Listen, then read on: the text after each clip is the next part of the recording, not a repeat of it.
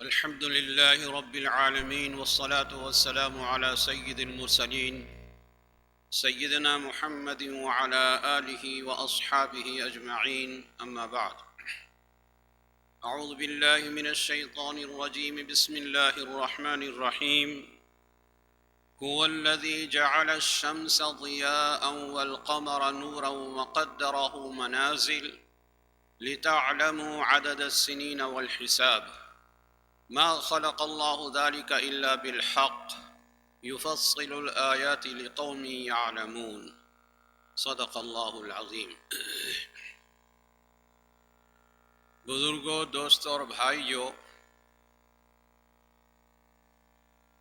Islamic calendar کا یہ آخری مہینہ ذوالحجہ اور آج کا جمعہ 1442 ہجری کا آخری جمعہ ہے.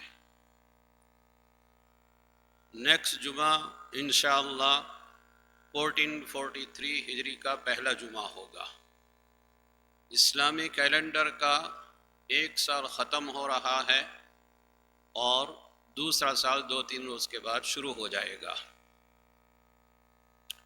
اسلامک ہسٹری،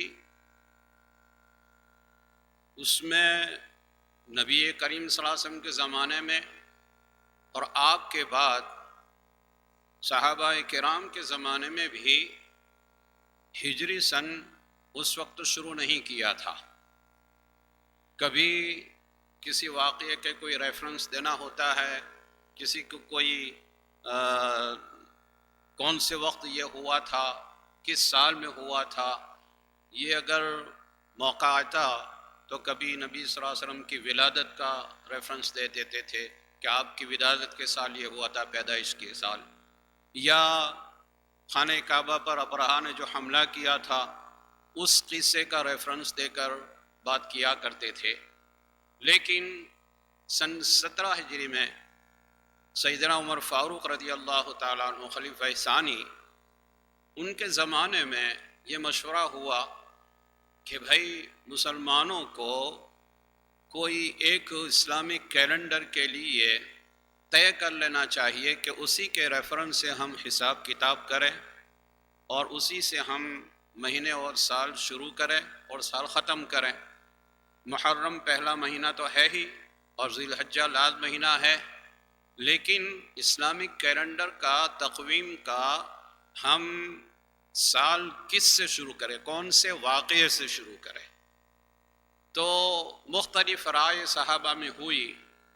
ایک رائے یہ آئی کہ رسول اللہ صلی اللہ علیہ وسلم کی پیدائش کے وقت سے ہم یہ سال شروع کریں کہ بھئی اتنے سال گزر چکے، اب اسی کے ریفرنس سے ہم سال گنتے رہیں گے. یہ بھی ایک آپ صلی اللہ علیہ وسلم کی پیدائش، خوشی کا موقع، سب کچھ تھا. بعضوں نے کہا کہ رسول اللہ صلی اللہ علیہ وسلم کی نبوت ملنے کے دن کو وہاں سے ہمارا سال شروع کیا جائے. بعضوں نے کہا کہ نبی کریم صلی اللہ علیہ وسلم کی وفات جو ہیں اس وقت سے ہماری گنتی سالوں کے شروع کی جائے، کیلنڈر شروع کیا جائے. کچھ لوگوں نے یہ مشورہ دیا کہ نبی پاک صلی اللہ علیہ وسلم کی ہجرت جو ہوئی مکہ مکرمہ سے مدینہ منورہ، اس واقعے کو ہم بیس بنا کر اسلامک کیلنڈر شروع کیا.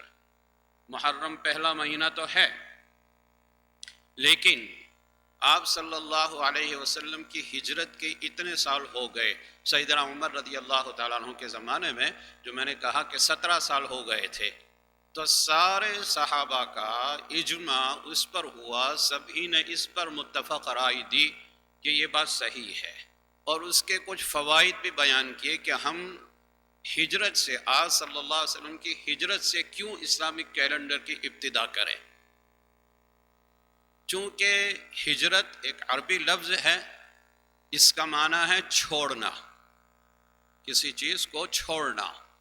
اور ہجرت شرعی جو اس وقت تھی مکہ مکرمہ سے مدینہ منورہ، مکہ کو چھوڑ کر مدینہ جانا، یہ اس وقت ہجرت شرعی تھی اور یہ فرض تھا.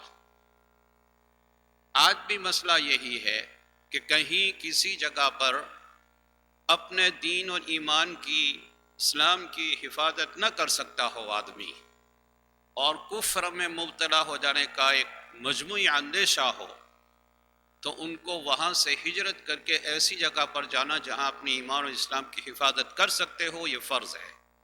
تو اس وقت ہجرت مکہ سے مدینہ جانا یہ فرض عین تھا، ایک عبادت تھی بہت بڑی جو فرض عین تھی۔ سب سے پہلی ہجرت حبشہ اور ایتھوپیا کی آپ صلی اللہ علیہ وسلم کے مشورے سے چند صحابہ نے کی تھی، وہاں گئے تھے، اور اس کے بعد جب اللہ کے رسول صلی اللہ علیہ وسلم کو حکم مل گیا تو آپ صلی اللہ علیہ وسلم نے صحابہ کو مکہ سے مدینہ روانہ کیا کہ ہماری ہجرت کی جگہ مکہ ہے۔ وہ لوکیشن وہاں پر سیدنا جبرائیل علیہ السلام کے ذریعے سے آپ کو بتا دیا تھا۔ یہ پوری ایک تاریخ ہے، لیکن وہ تاریخ تفصیل سے ابھی کہنے کا موقع نہیں ہے۔ تو آپ صلی اللہ علیہ وسلم کو حضرت جبرائیل علیہ السلام کے ذریعے سے وہ جگہ بتا دی گئی تھی۔ تو رسول پاک صلی اللہ علیہ وسلم نے مکہ مکرمہ سے مدینہ منورہ صحابہ کو ہجرت کرنے کا حکم دے دیا، اور خود آپ صلی اللہ علیہ وسلم اپنے لیے انتظار کرتے تھے کہ مجھے بھی جب اللہ کا حکم ملے تو میں بھی مکہ سے مدینہ ہجرت کر جاؤں۔ اب اس وقت آپ ہجرت کا دیکھیے، ایک آدمی کو اپنا سارا وطن چھوڑنا، سب کچھ، بیوی بچے وہاں پر ہے، اپنی پراپرٹیاں، اپنی تجارت، اپنی ساری چیزیں، ان سب کو اسلام کے لیے ترک کر کے چھوڑ کر دشمنوں کے نرغے سے اور دشمنوں کے حملے سے چھپ چھپا کے مدینہ پہنچنا بہت مشکل اور سخت اور کٹھن کام تھا، لیکن صحابہ رضی اللہ تعالیٰ عنہم نے یہ قربانیاں دی اور مکہ مکرمہ وہاں سے مدینہ منورہ پہنچے اور مہاجر کہلائے، وہ مہاجر کہلائے، ہجرت کرنے والے کہلائے۔ جب نبی صلی اللہ علیہ وسلم کو بھی اللہ کا حکم مل گیا کہ اب آپ بھی مکہ سے مدینہ چلے جائے، تو سیدنا ابوبکر صدیق رضی اللہ تعالیٰ عنہ کے ساتھ آپ صلی اللہ علیہ وسلم نے بھی مکہ سے جانے کا ارادہ فرما لیا۔ سیدنا ابوبکر حضور کے حکم کا ہی انتظار کرتے تھے، اپنی اونٹنیاں بھی تیار کر رکھی تھی، لیکن ماحول آپ کو معلوم ہوگا کہ 13 سال مکہ مکرمہ میں نبی کریم صلی اللہ علیہ وسلم نے جب توحید کی دعوت دی، ایک اللہ کی عبادت کی دعوت دی، تو آپ کو معلوم ہے کہ سارا مکہ آپ کا مخالف ہو گیا تھا، خود اپنے اور گھر والے یہ سب مخالف ہو گئے تھے۔ شعب ابی طالب کی گھاٹی میں وہاں پر آپ کو کئی دن تک بائیکاٹ کیا تھا، اور وہاں کوئی چیز نہیں تھی، ایسے حالات بھی گزرے تھے۔ جب ہجرت کا موقع آیا اس وقت بھی کوئی ایسا نہیں تھا کہ ہمارا سفر جیسے ہوتا ہے پہلے سے بکنگ کیا ہوتا ہے، ماشاءاللہ ایئر کے فلائٹ کے اندر بہترین سہولت کے ساتھ جاتے ہیں، نہیں، دشمن سارے طاق میں ہیں کہ کب یہ موقع آئے نعوذ باللہ کہ ہم محمد کا سر قلم کر دیں۔ چنانچہ یہی ہوا تھا جب آپ نے ہجرت کا سفر شروع کیا سیدنا ابوبکر رضی اللہ تعالیٰ عنہ کے ساتھ، تو کفار مکہ نے 100 اونٹ کا انعام مقرر کیا کہ جو بھی محمد کا سر کاٹ کے لائے گا ان کو 100 اونٹ انعام دیا جائے گا۔ لوگ لگ گئے تھے تلاش میں، لیکن نبی پاک صلی اللہ علیہ وسلم جو عام راستہ چھوڑ کر کسی دوسرے راستے سے جا رہے تھے، اور غار ثور میں جب 3 دن وہاں پر قیام کیا تو سیدنا ابوبکر صدیق رضی اللہ تعالیٰ عنہ کی چھوٹی بیٹی اسما وہ آپ کو وہاں کھانا پہنچاتی تھی رات کو۔ خیال کیجئے چھوٹی لڑکی ہیں، رات کو اندھیرے میں ایسے پہاڑی کو جگہ میں جانا اور وہاں پر کھانا۔ ابو جہل کو پتہ چلا کہ لڑکی رات کو کہیں جاتی ہے، تو اس نے کہا کہ کہاں ہے محمد تیرے ابا، بتا، لیکن انہوں نے نہیں بتایا، تماچا بھی مار دیا لیکن نہیں بتایا۔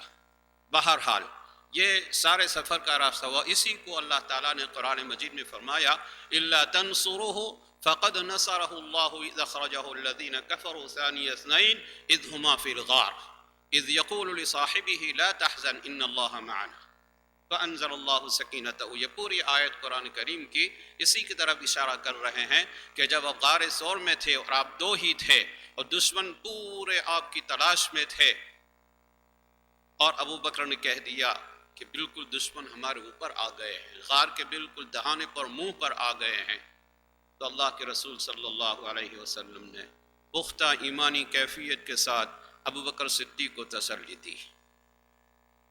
اذ یقول لصاحبہ لا تحزن، اپنے ساتھی سے کہہ رہے ہیں کہ غم مت کرو، گھبراؤ مت، لا تحزن ان اللہ معنا، اللہ تعالیٰ ہمارے ساتھ ہے۔ مسلمان کو جب کسی دینی کام میں مشکلیاں پیش آتی ہے، کوئی خدشہ پیش آتا ہے، تو اس کا ایمان اتنا مضبوط ہونا چاہیے کہ میں حق پر ہوں، میں دین کا کام کر رہا ہوں، مجھے اللہ کے سوا کسی سے ڈر نہیں ہے، اور اللہ تعالیٰ ضرور میری مدد فرمائے گا۔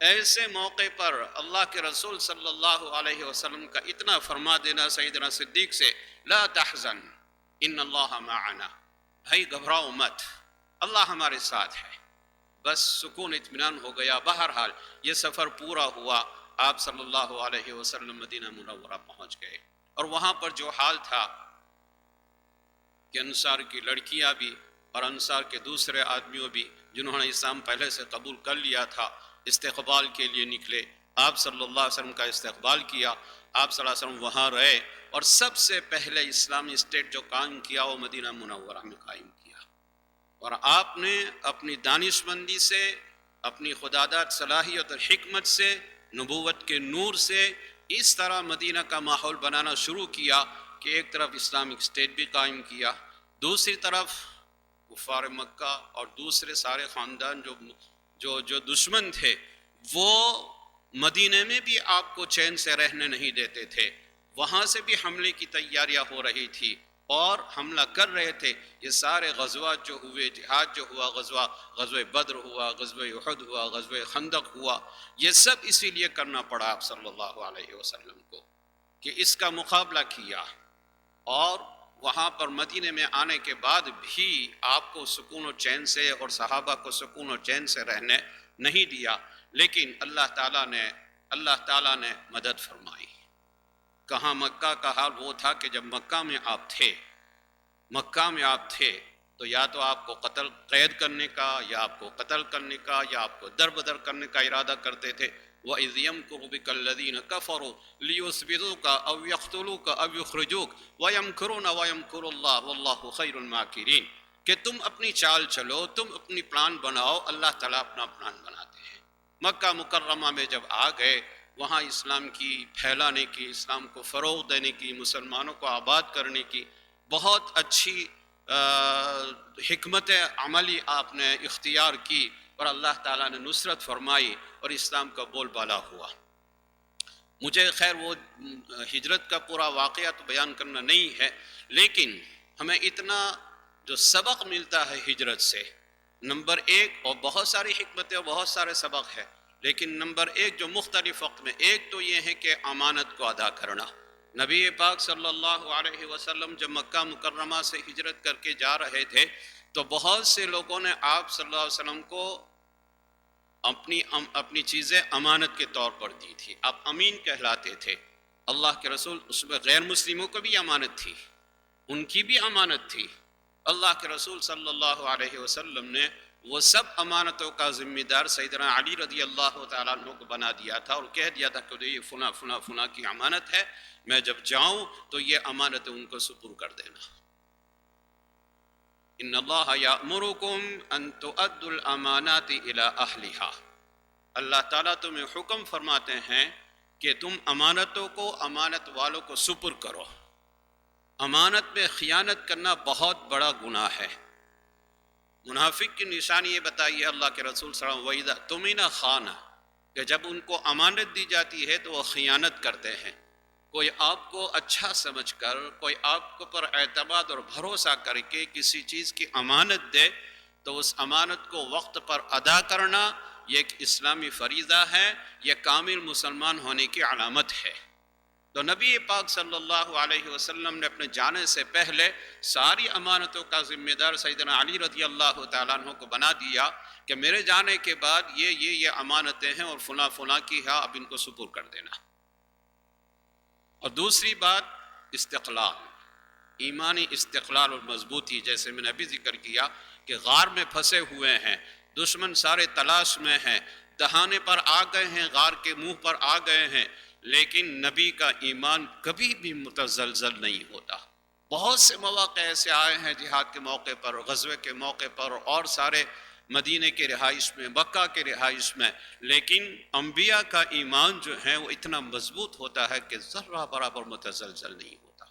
ایسے ایسے مواقع آتے ہیں کہ صحابہ نے یہ کہہ دیا ہے کہ متی نصر اللہ، متی نصر اللہ، کہ کب اللہ کی مدد آئے گی، کب اللہ کی مدد آئے گی۔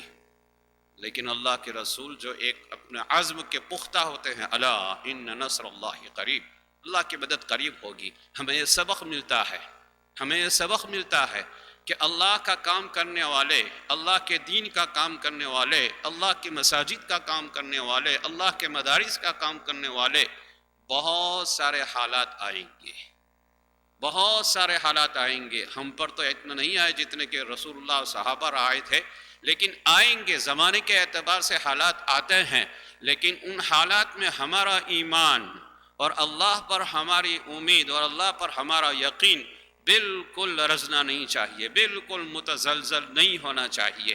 ہمیں اس وقت یقین کامل کا پہاڑ بن جانا چاہیے کہ چاہے ایسی باطل طاقت ہمارے سامنے آئے، لیکن اسلام حق ہے، اور اس حق کی حمایت کر کے، حق کا کام کر کے ہم رہیں گے۔ البتہ نظر اللہ کی طرف ہو، رجوع اللہ کی طرف ہو، مدد اللہ سے مانگی جائے۔ اللہ نے قرآن پاک میں بھی جہاں ذکر فرمایا ہے، اذا لقیتم فئة فاثبتوا، جب کسی دشمن کی جماعت سے تم ملو، فاثبتوا، ثابت قدم رہو۔ اذا لقیتم فئة فاثبتوا، اور آگے فرمایا واذکروا اللہ کثیرا، تمہاری دل کی توجہ اللہ کی طرف ہونی چاہیے، اللہ کا ذکر کرتے رہو، لعلکم تفلحون، تم ہی کامیاب رہو گے۔ تو یہ ایک سبق ہمیں ملا کہ رسول اللہ صلی اللہ علیہ وسلم غار ثور میں اتنے سارے نرغے کے باوجود بھی اطمینان سے ہیں اور مدینہ منورہ پہنچ گئے۔ خیر، یہ ہجرت کے اوپر اتنا سارا میں نے ذکر کر دیا، لیکن ہجرت سے جو ہمیں سبق ملتا ہے وہ یہ ہے حضور کی ایک چھوٹی سی حدیث۔ جب جہاد سے واپس رہے تھے، غزوے سے واپس آ رہے تھے، حضور نے فرمایا کہ رجعنا من الجہاد الاکبر اصغر الى الجہاد الاکبر، رجعنا من الجہاد الاصغر الى الجہاد الاکبر، کہ ہم جہاد اصغر سے واپس آئے اور جہاد اکبر کرنا ہے۔ جہاد کا معنی ہے کوشش، جہد، اپنے سے جتنی کوشش ہو سکے جس کام کے لیے اس میں پوری کوشش کرنا۔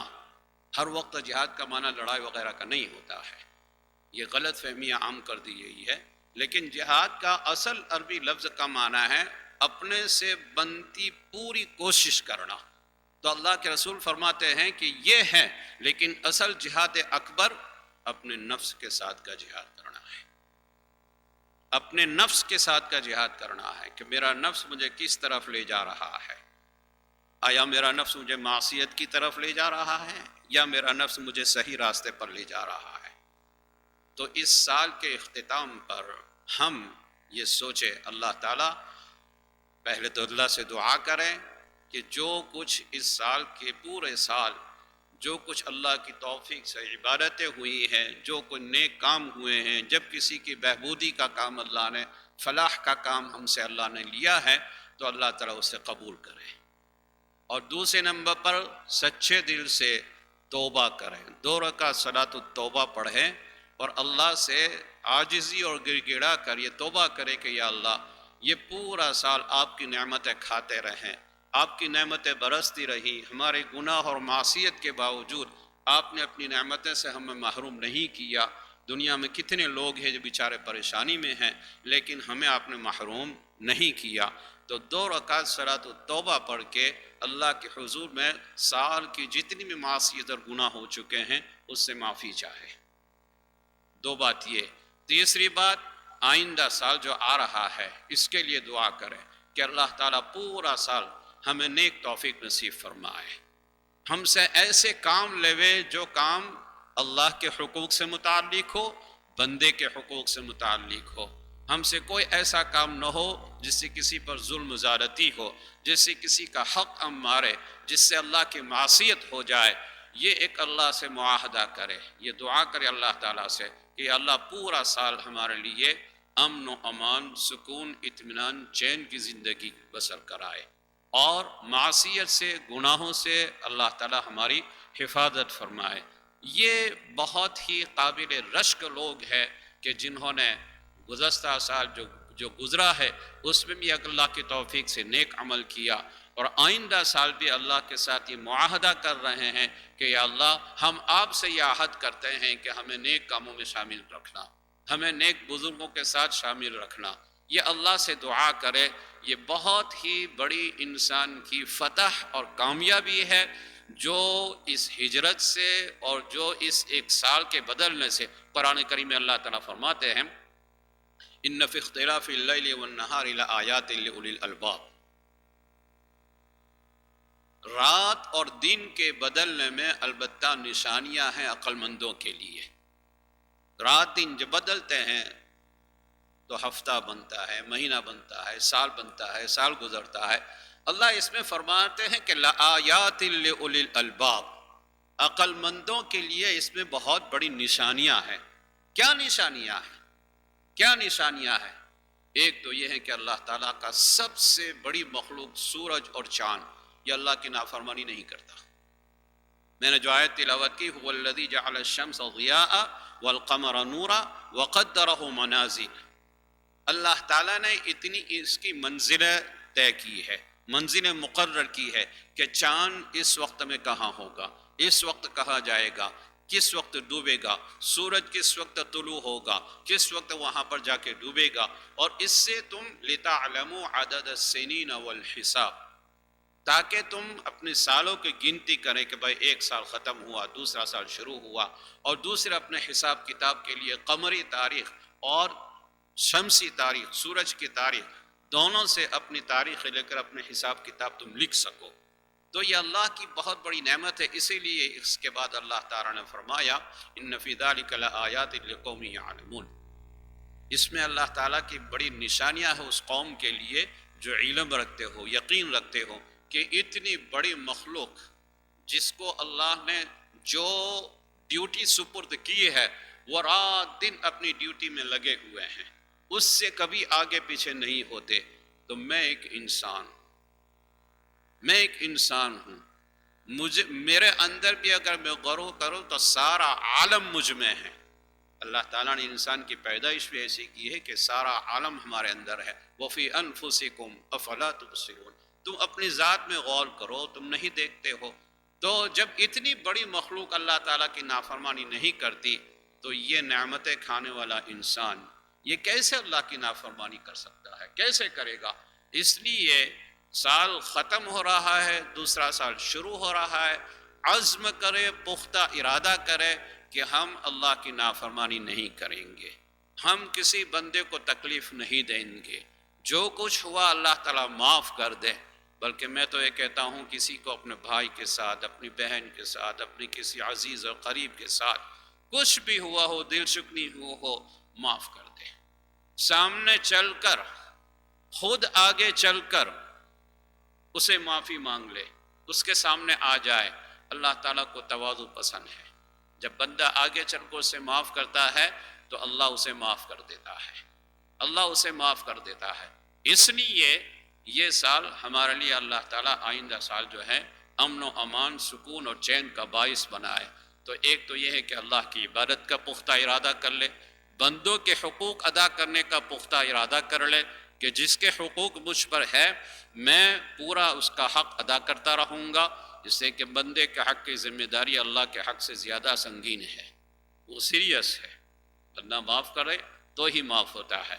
اس لیے سامنے چل کر کوئی بھی حق ہو یا تو دے دے اسے کہ بھئی یہ میں نے آپ کا حق چھینا ہوا ہے، یہ میں نے زیادتی لے لی ہے، آپ لے لیجئے۔ نہ دے سکتے ہو اس سے معافی کی استدعا کر لو۔ آج کل ہم دیکھتے ہیں کہ موتیں اچانک ہوتی ہیں، موتیں اچانک ہو جاتی ہے، چاہے وہ بچہ ہو، نوجوان ہو، بڑا ہو، کوئی بھی ہو، ایک دم سے پکڑ لیتے ہیں اور موت واقع ہو جاتی ہے۔ اس لیے انسان اس بھروسے میں نہ رہے کہ ابھی تو میں جوان ہوں، ابھی تو میں لڑکا ہوں، یا ابھی تو میری اتنی عمر ہوئی ہے، میری زندگی تو ابھی باقی ہے اور میں پھر کر لوں گا، اس میں موقع نہیں ملے گا، موقع نہیں ملے گا۔ اور اب روزانہ نیوز میں دیکھتے ہوں گے کہ کتنے بڑے بڑے علماء، کتنے بڑے اولیاء اور کتنے عام لوگ بھی جو نوجوان تھے، عورتیں تھیں، سب اللہ کے یہاں پہنچ گئے ہیں، کوئی بھروسہ نہیں ہے موت کا۔ اس لیے عقل مند انسان ہے القیس من دان نفسہ وعمل لما بعد الموت۔ عقل مند انسان وہ ہے جو اپنے نفس کے مکر و فریب کو پہچانے کہ میرا نفس مجھے کس طرف لے جا رہا ہے، اس کو پہچانے اور اپنے نفس کی اصلاح کی کوشش کرے کہ نہیں، میں تیرا پابند نہیں ہوں، میں اللہ کے رسول کو اور اللہ کا پابند ہوں۔ وعمل لما بعد الموت، اور موت کے لیے جو عمل کام آنے والے ہیں وہ اعمال کی طرف متوجہ ہو۔ یہ 1 سال کے بعد دوسرے سال کا آنا یہ ہمیں نصیحت دیتا ہے کہ تمہاری زندگی کا 1 سال ختم ہو گیا، تمہاری زندگی کا 1 سال ختم ہو گیا، اب جتنی زندگی لکھا کر آئے ہیں اس میں اتنے باقی ہے۔ تو انسان کے لیے جہاں یہ خوشی ہوتی ہے کہ اب میرے اتنے سال ہوئے، 1 سال میرا بڑھ گیا کہ میری عمر اتنی بڑھ گئی، وہاں ایک یہ بھی سوچنا ہوتا ہے کہ جتنی عمر لکھا کے آیا ہوں اس میں سے 1 کم ہو گیا۔ بہرحال محرم الحرام یہ 2-4 روز کے بعد شروع ہوگا۔ محرم الحرام یہ اسلامی کیلنڈر کا پہلا مہینہ ہے۔ 1442 جیسے میں نے کہا کہ ہجری سال ہے، نبی کریم صلی اللہ علیہ وسلم کی ہجرت کے شروع کیا کہ جب بھی آدمی تاریخ لکھے گا تو اسے نبی صلی اللہ علیہ وسلم اور صحابہ کی ہجرت کا واقعہ یاد آئے گا، اور اس میں یہ سبق دیا گیا کہ جیسا بھی کام ہو اسلام کے لیے، جانی مالی قربانی جو بھی دینا ہو وہ دینے کے لیے ہم تیار ہیں۔ تو حضور سیدنا عمر رضی اللہ تعالیٰ عنہ کے زمانے میں سارے صحابہ کے مشورے سے یہ طے ہوا کہ ہجری سے ہمارا اسلامک کیلنڈر شروع کیا جائے۔ تو ہجری سے شروع ہوا، نبی پاک صلی اللہ علیہ وسلم کی ہجرت کے 1442 یہ ختم ہوئے اور 1443 جو ہے وہ شروع ہوگا۔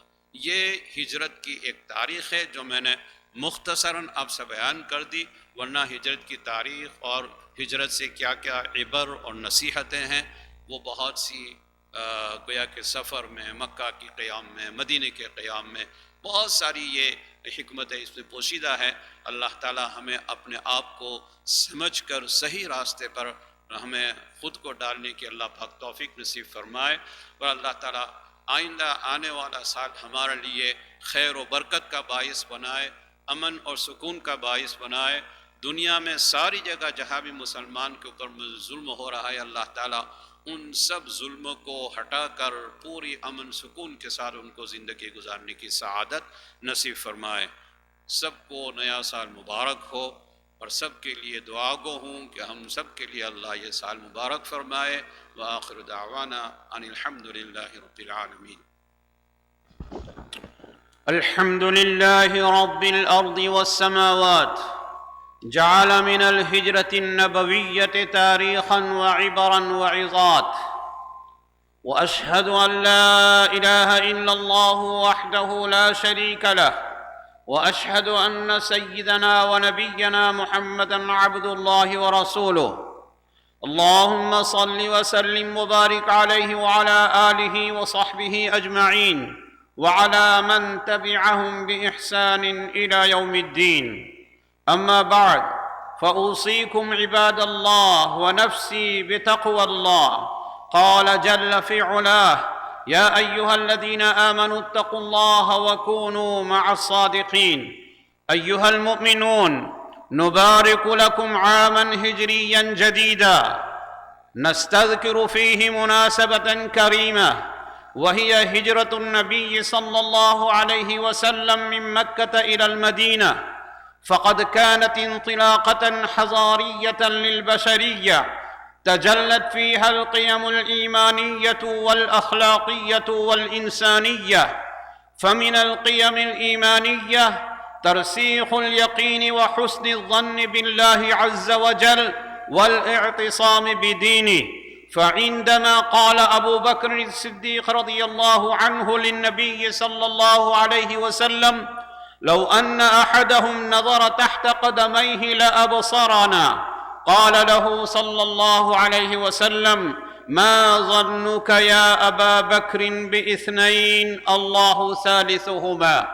ومن القيم الأخلاقية التي برزت في حدث الهجرة قيمة الأمانة ورد الحقوق إلى أهلها، فقد عرف صلى الله عليه وسلم بأمانته، فاستودعه أهل مكة أماناتهم، فلما أراد صلى الله عليه وسلم الهجرة أمر عليا رضي الله تعالى عنه بردها. وقد أكد القرآن الكريم على وجوب حفظ الأمانة في قوله: إن الله يأمركم أن تؤدوا الأمانات إلى أهلها، وذلك دون النظر إلى دين من ائتمنك ومعتقده.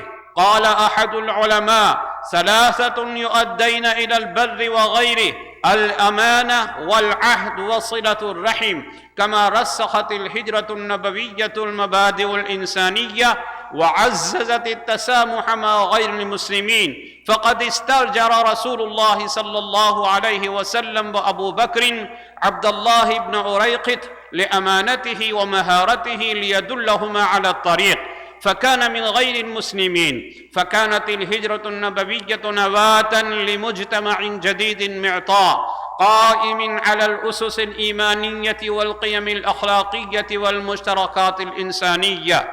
اللهم اجعل عامنا هذا عام خير وسعادة ورخاء وزيادة وعافية وسلامة. أقول قولي هذا وأستغفر الله لي ولكم فاستغفروه إنه هو الغفور الرحيم.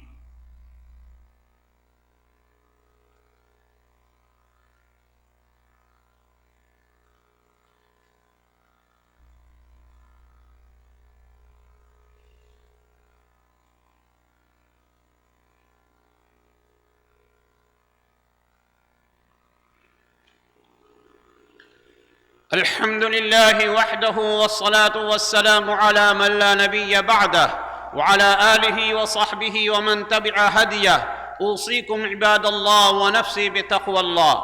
أيها المؤمنون، لقد غرس النبي صلى الله عليه وسلم في مجتمع المدينة المنورة قيم العفو والتسامح والمحبة والتعايش، وكان الإسلام أول ما دعا إليه رسول الله صلى الله عليه وسلم فقال: يا أيها الناس أفشوا السلام، وحث صلى الله عليه وسلم على التآلف والوئام، فجمع الله تعالى نفوس أهل المدينة وألقى السلام بين أهلها وألف بين قلوبهم، فسادت قيم العفو والمحبة والرحمة والمودة، وأصبح المجتمع صفا واحدا كأنهم بنيان مرصوص، تحقيقا لقول رسول الله صلى الله عليه وسلم: المسلم من سلم الناس من لسانه ويده، والمهاجر من هجر ما نهى الله عنه. هذا، وصلوا وسلموا على سيدنا ونبينا محمد. اللهم صل وسلم عليه وعلى آله وصحبه أجمعين. اللهم ارحم المسلمين والمسلمات الأحياء منهم والأموات. اللهم ارفع عنا وعن العالمين الوباء، واشف المصابين بهذا الداء ومن كل داء يا مجيب الدعاء. عباد الله، اذكروا الله العظيم يذكركم، وأقم الصلاة.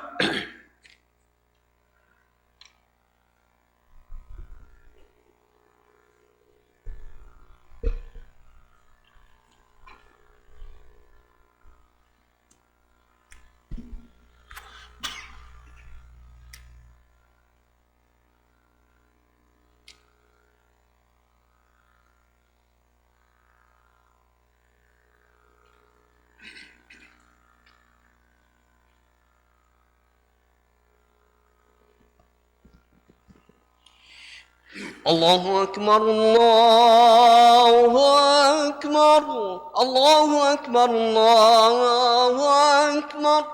أشهد أن لا إله إلا الله، أشهد أن لا إله إلا الله، أشهد أن محمدا رسول الله، أشهد أن محمدا رسول الله. حي على الصلاة، حي على الصلاة، حي على الفلاح، حي على الفلاح. قد قامت الصلاة قد قامت الصلاة الله أكبر الله أكبر لا إله إلا الله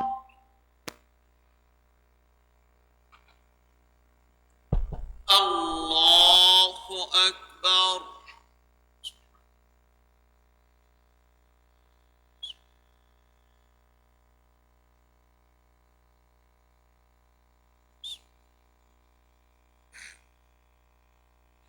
الحمد لله رب العالمين الرحمن الرحيم مالك يوم الدين إياك نعبد وإياك نستعين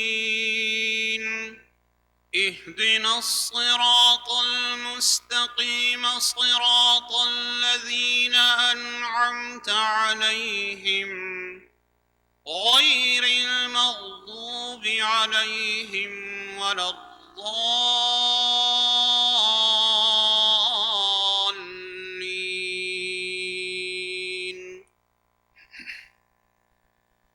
يا أيها الذين آمنوا ما لكم إذا قيل لكم انفروا في سبيل الله اثاقلتم إلى الأرض أرضيتم بالحياة الدنيا من الآخرة فما متاع الحياة الدنيا في الآخرة إلا قليل إلا تنفروا يعذبكم عذابا أليما ويستبدل قوما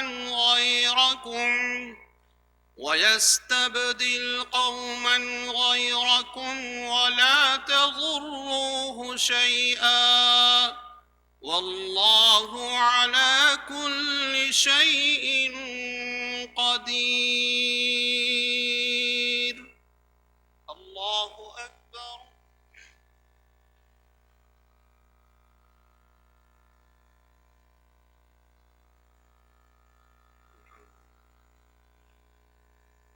سمع الله لمن حمده. الله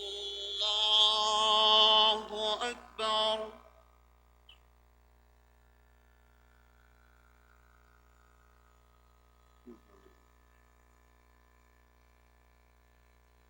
الله أكبر. الله أكبر.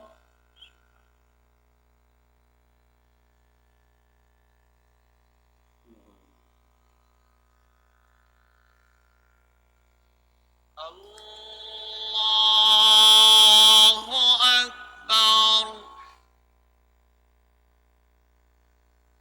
الحمد لله رب العالمين الرحمن الرحيم مالك يوم الدين إياك نعبد وإياك نستعين اهدنا الصراط المستقيم صراط الذين أنعمت عليهم غير المغضوب عليهم ولا الضالين.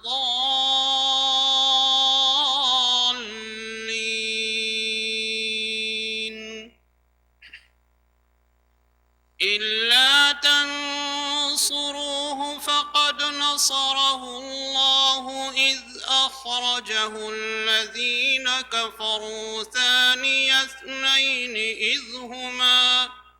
إذ هما في الغار إذ يقول لصاحبه لا تحزن إن الله معنا فأنزل الله سكينته عليه وأيده بجنود لم تروها وجعل كلمة الذين كفروا السفلى وكلمة الله هي العليا والله عزيز حكيم.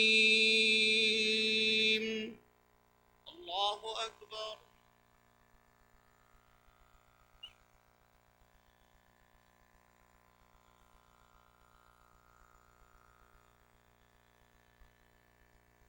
سمع الله لمن حمده.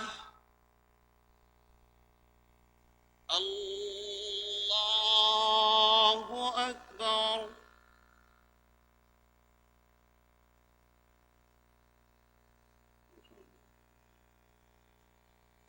الله أكبر.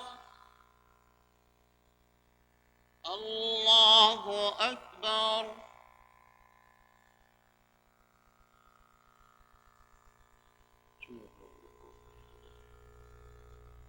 الله أكبر.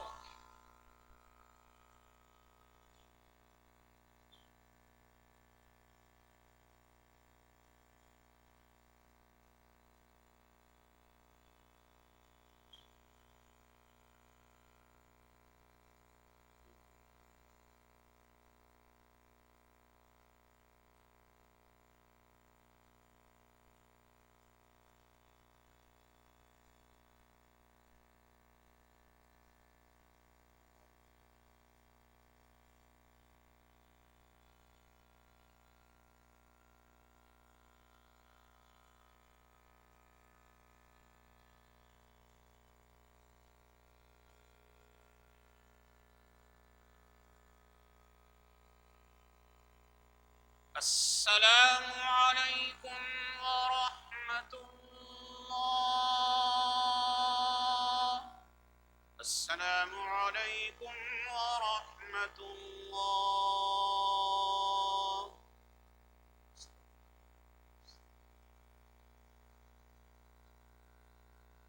بسم الله الرحمن الرحيم. الحمد لله رب العالمين والصلاة والسلام على رسوله سيدنا محمد وآله وأصحابه أجمعين. ربنا آتنا في الدنيا حسنة وفي الآخرة حسنة وقنا عذاب النار. ربنا ظلمنا أنفسنا وإن لم تغفر لنا وترحمنا لنكونن من الخاسرين.